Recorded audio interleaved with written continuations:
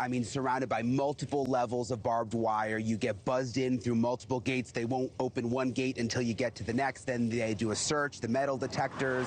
Obviously, you can't bring your phones inside. We got the tour. We got the full tour. We were there for almost 2.5 hours, Ashleigh. We walked around the whole place, it's sterile. But there were some things surprised me how awful it was. Some things surprised me, though. I was surprised some things that the prisoners do get to do that I wasn't expecting. Take a look. So this is the Idaho Maximum Security Institution. You can see the double barbed wire.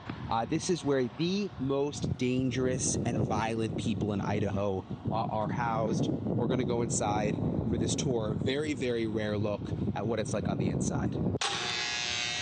This is the area of the prison where Bryan Kohberger could end up. Long-term restrictive housing and what's known as closed custody, protective custody, where prisoners who could be hurt by the population go, or prisoners who could hurt others have to stay. The prisoners here are inside these cells 23 hours a day. All food and water is sent into the cells through these little doors. They can sit at these tables, but are secured to the tables with shackles, or put into these cages where they can use tablets for visitation. While we were watching, we saw inmates doing something called fishing, when they use strings from blankets or a t-shirt to send notes under the door. That's why these bean bags are placed at the foot of the door to stop them from doing it. Almost every inmate can buy a tablet to have in their cell for $100. It has music, email, and movies. And they can also buy a TV to keep in their cell, which has basic cable. This is the outdoor area where the prisoners can go 1 hour a day. Some have to stay in these cages because they are so dangerous. For prisoners who are in protective custody, they may also get time here in the library or the computer lab. Sexual offenders and murderers of young women and children can be shunned by the population here, which could be an issue for a high-profile inmate like Bryan Kohberger. Though we're told after the newness wears off, most inmates begin to fit in. So, Ashleigh, they will do an evaluation of Kohberger after the sentencing, the Idaho prison system will, and then they will determine exactly where he'll go, although it appears this is really the only place. This is the only max prison. This is where the worst of the worst goes. And I was surprised, maybe I just didn't know this, I was surprised that every prisoner can buy a tablet for $100, that they can have all the time in their cell to email, listen to music, watch movies, and they can buy a TV here, and they get the TV in their cell all the time with basic cable. I just always assumed they had to go out and they got like 30 minutes of TV time, but that's not the case here.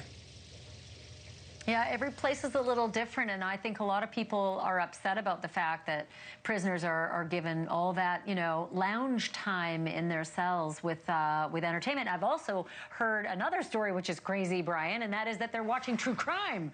These are criminals who have committed true crime being entertained by shows about true crime, which is just sort of an irony that blows your mind. Talk to me about the death row inmates, though, because he was likely going to be one of them. Is he going to be housed near them? Will he be able to talk to them? Will he ever see them and think, well, I could have been you, but I'm here? No, so they're kept totally separate. They're in the same prison. I think there's 8 of them who are here. I think that's the number they gave us. They're actually kept together, like in a pod together. So Bryan Kohberger will not be associated with them. Really, I don't think he's going to be associated with much of anyone, at least to begin with. Eventually, it sounds like he could sort of move up to where he would get some socialization with other prisoners who they deem don't want to hurt him. But that seems to be a big concern, that he's going to have a target on his back based on his notoriety and based on the awful, heinous crimes that he committed. We spoke with a local bondsman who knows the prison system very well. He's been to a lot of these places. This is what he said about that, Ashleigh. What will Bryan Kohberger's life be like there?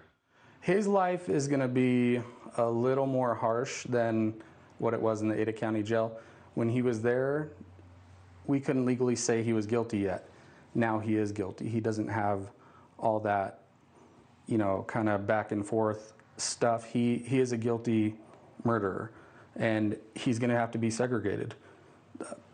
As you may know, people in prison don't like people that hurt women or children. And he's hurt women, and that's not something that the inmates there take lightly to. It's something that is definitely going to put a target on his back. And the people in that same prison are the most dangerous? They're the most dangerous in Idaho. That's where it is. The facility he's in is a men-only facility, and it's the most dangerous prisoners in Idaho. Thank you for watching. Subscribe below and download our NewsNation app right now on your phone, and you will get fact-based, unbiased news for all Americans.